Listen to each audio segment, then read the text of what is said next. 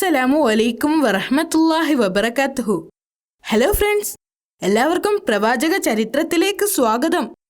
വിശുദ്ധ ഖുർആനിലും തിരുനബി വചനങ്ങളിലും പ്രതിപാദിച്ചിട്ടുള്ള ഏതാനും നബിമാരുടെ ജീവിത ചരിത്രത്തിലെ കുറച്ച് ഭാഗങ്ങളാണ് നിങ്ങൾക്ക് വേണ്ടി ഞങ്ങൾ ഇവിടെ അവതരിപ്പിക്കുന്നത്.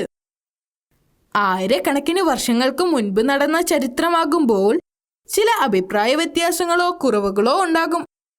അത് കൂട്ടുകാർ ക്ഷമിക്കുമല്ലോ. വളരെ വളരെ കാലം മുമ്പ് അല്ലാഹു സുബ്ഹാനഹു വതആല ഈ പ്രപഞ്ചം സൃഷ്ടിച്ചു. ഈ മണ്ണിൽ നിന്ന് അല്ലാഹു ആദ്യ മനുഷ്യന് രൂപം നൽകി. അതിന് ആദം എന്ന പേരിട്ടു.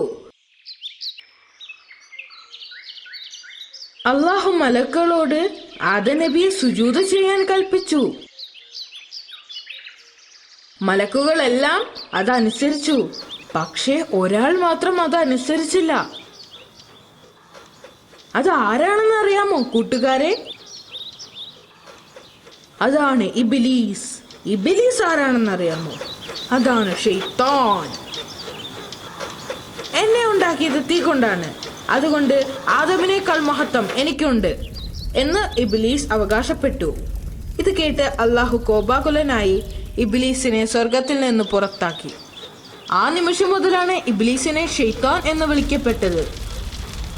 നരകത്തിലേക്ക് അയക്കപ്പെട്ട അവൻ മനുഷ്യരോട് പകയും ദേഷ്യവും കൊണ്ട് നടന്നു. ശൈത്താൻ വിശ്വാസികളെ വഴിതെറ്റിക്കുമെന്നും അള്ളാഹുവിനെ ആരാധിക്കുന്നതിൽ നിന്ന് പിന്തിരിപ്പിക്കുമെന്നും പ്രതിജ്ഞ ചെയ്തു. ആദം നബി സ്വർഗത്തിലെ ജീവിതം വളരെയധികം ആസ്വദിച്ചു. അള്ളാഹു അദ്ദേഹത്തിന് സ്വർഗത്തിൽ എല്ലാവിധ സ്വാതന്ത്ര്യങ്ങളും നൽകിയിരുന്നു. പക്ഷേ ഒരു മരത്തിലെ പഴം മാത്രം കഴിക്കരുത് എന്ന് അള്ളാഹു കൽപ്പിച്ചിരുന്നു. അദ്ദേഹം അതനുസരിക്കുകയും സ്വർഗത്തിലെ മറ്റു പക്ഷി മൃഗാദികളോടൊപ്പം ഉല്ലസിച്ച് സന്തോഷത്തോടെ ജീവിച്ചു പോന്നു. പ്രവാചകനും ഹവ്വ ബീവിയും കുറെ കാലം സ്വർഗത്തിൽ സന്തോഷത്തോടെ ജീവിച്ചു. ഇത് കണ്ട ശൈത്താന് അസൂയ തോന്നി. അവൻ അവരെ വഴിതെറ്റിക്കാൻ തീരുമാനിച്ചു.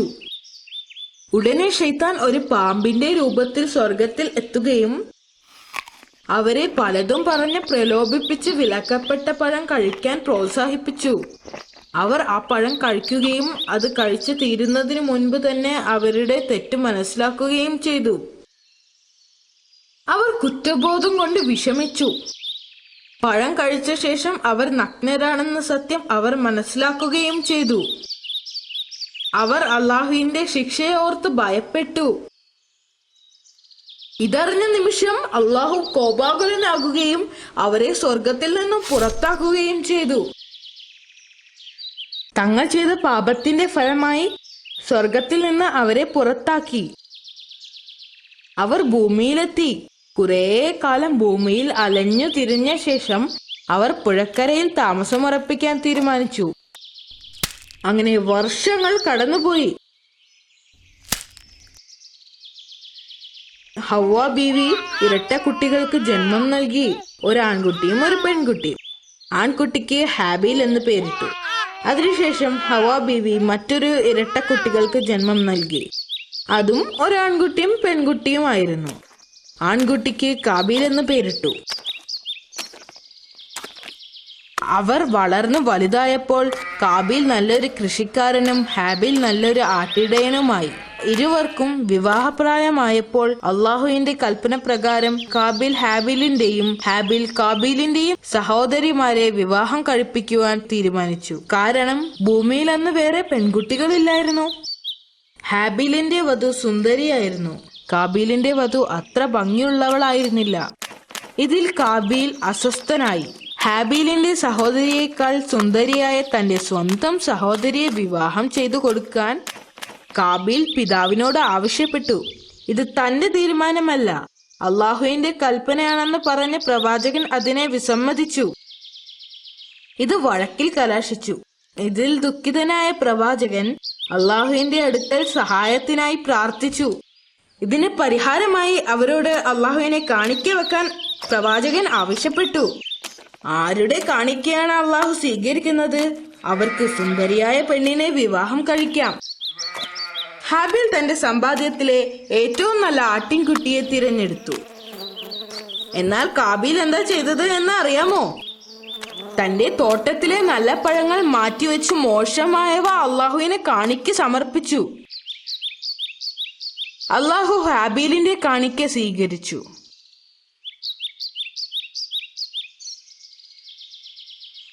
അള്ളാഹു ഹാബീലിന് സുന്ദരിയായ പെൺകുട്ടിയെ ഇണയായി നൽകി. ഇത് കാബീലിന് ഒട്ടും സഹിച്ചില്ല.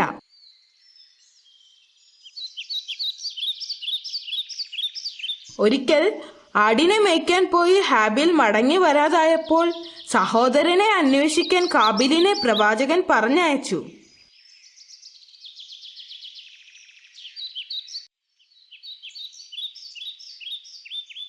കാബീൽ ഹാബീലിനെ അന്വേഷിച്ച് കണ്ടെത്തി. കാബീൽ അപ്പോഴും കോപാകുലനായിരുന്നു. അവൻ സഹോദരനോട് പറഞ്ഞു, അള്ളാഹു നിന്റെ കാണിക്ക സ്വീകരിച്ചു, എന്റേത് നിരാകരിച്ചു. ഇത് കേട്ട് ഹാബീൽ ക്ഷമയോടെ പറഞ്ഞു, അള്ളാഹു അവനെ ഭയപ്പെടുന്നവരിൽ നിന്ന് മാത്രമേ കാണിക്ക സ്വീകരിക്കുകയുള്ളൂ. ഇത് കേട്ട് കാബീൽ അവിടെ ഉണ്ടായിരുന്ന കല്ലുകൊണ്ട് ഹാബീലിനെ ആക്രമിച്ചു. ഹാബീൽ കാബീലിനേക്കാൾ ശക്തനായിരുന്നു. എങ്കിലും ഹാബീൽ പറഞ്ഞു, നീ എന്നെ കൊല്ലാൻ ശ്രമിച്ചാലും ഞാൻ നിന്നെ ദ്രോഹിക്കാൻ മുതിരില്ല, കാരണം ഞാൻ അള്ളാഹുവിനെ ഭയപ്പെടുന്നു. ഇത് കേട്ട കാബീൽ ഒരു കല്ലുകൊണ്ട് ഹാബീലിന്റെ തലക്കിടിച്ച് കൊലപ്പെടുത്തി.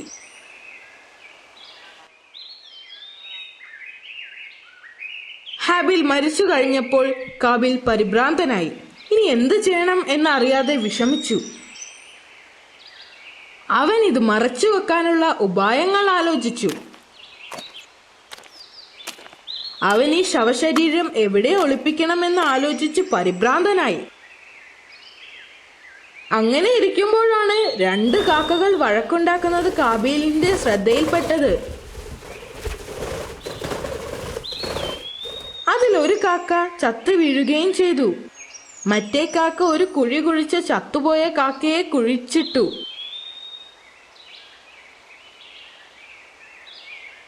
ഇത് കണ്ട കാബീൽ ഹാബീലിന്റെ ശരീരം അതുപോലെ മറവ് ചെയ്തു. തെറ്റ് ചെയ്ത ശേഷം കാബീൽ പശ്ചാത്തപിച്ചു. അവൻ സ്വന്തം കുടുംബത്തിലേക്ക് ഇനി തിരിച്ചു പോകാൻ കഴിയില്ല എന്ന് മനസ്സിലാക്കി. അപ്പോഴേക്കും കാബീലിൽ ശൈത്താൻ വിജയം വരിച്ചിരുന്നു.